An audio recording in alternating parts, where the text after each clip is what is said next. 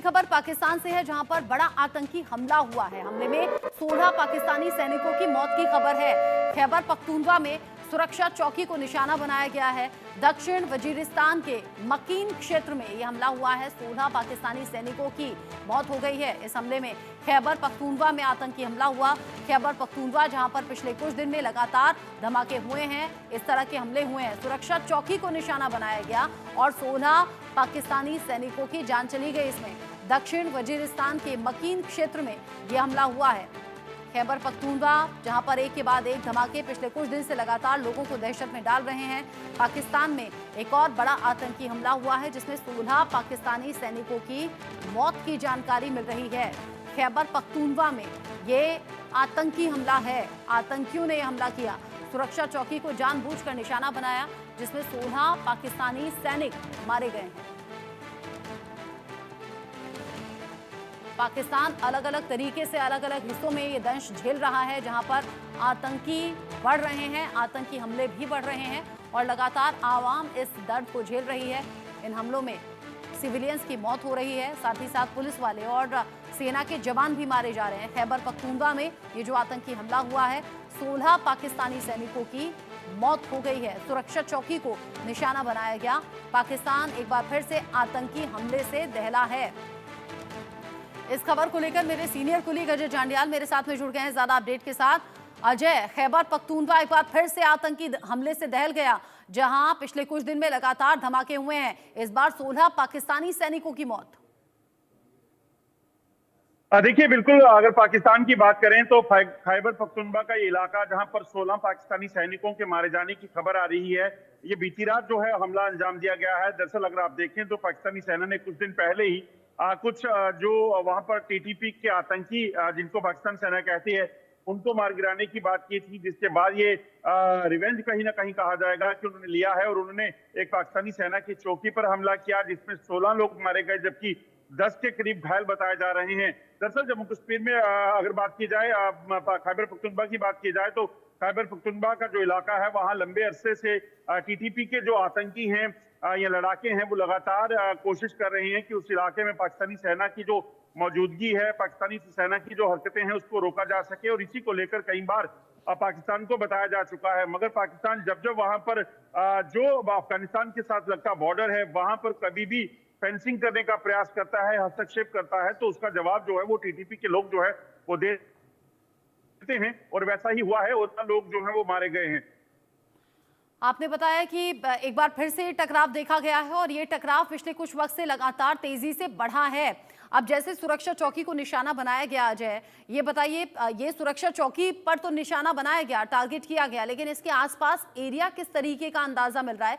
आम लोग लगातार इस तरह के धमाकों से और हमलों से दहशत में रहते हैं। देखिए, अगर बात की जाए, ये पूरा का पूरा इलाका जो है ये माउंटेनियर्स इलाका है खैबर पख्तूनख्वा का, जहां पर टीटीपी का गढ़ जो है वो माना जाता है। ये वही टीटीपी का इलाका है जहां से टीटीपी के लोगों को पाकिस्तान ने जो अफगानिस्तान में जब अमेरिकन फोर्सेस के साथ लड़ना था तब वहां भेजा था और वहां पर इनका इस्तेमाल किया गया। मगर अब जब ये लोग जो है वहां से वापस लौटे हैं, अमेरिकन फोर्सेस वहां से वापस चले गई और अफगानिस्तान में तालिबान की सरकार बनी, तो उसके बाद से लगातार इन लोगों ने अपने इलाके में अपनी जो वो थी दबदबा था उसे बनाए रखा। और उसके बाद पाकिस्तानी सेना को, सरकार को ये कह दिया गया कि ये इलाका जो है इसमें हस्तक्षेप पाकिस्तानी सेना का नहीं चाहिए, क्योंकि वो खैबर पख्तूनख्वा को अपना इलाका मानते हैं। वो नहीं चाहते, क्योंकि वो ट्राइबल लोग हैं और उनका मानना है कि हमारा रहन सहन और हमारा जो कल्चर है वो सीधा अफगानिस्तान के लोगों के साथ मिलता है, तो वो अपने आप को उस हिस्से के साथ जो है वो जोड़े रखना चाहते हैं।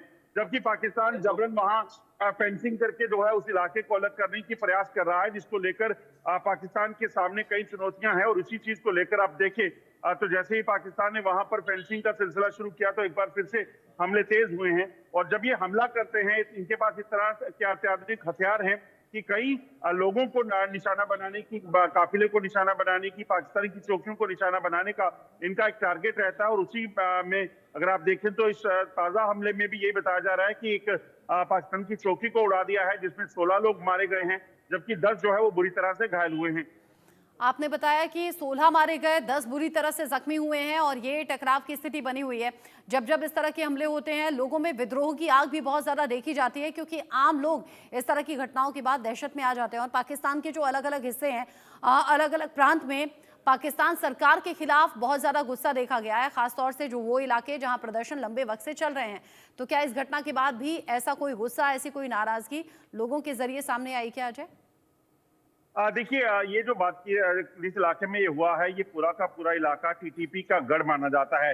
ऐसे में टीटीपी के जो ट्राइबल लोग हैं वो पूरी तरीके से अपनी जो ये संगठन है उसके साथ जुड़े हुए हैं और पाकिस्तानी सेना को वो बाहरी मानते हैं। तो ऐसे में पाकिस्तानी सेना पर अगर हमले होते हैं तो लोगों में कोई गुस्सा नहीं रहता, अलबत्ता वो इस चीज का कहीं ना कहीं विरोध करते हैं जब वो टीटीपी के लोगों को टारगेट करते हैं पाकिस्तानी सेना। तो इस वजह से अगर आप देखें तो वहाँ टीटीपी को पूरा समर्थन जो है वो मिलता है और पाकिस्तानी सेना को वहां से मजबूर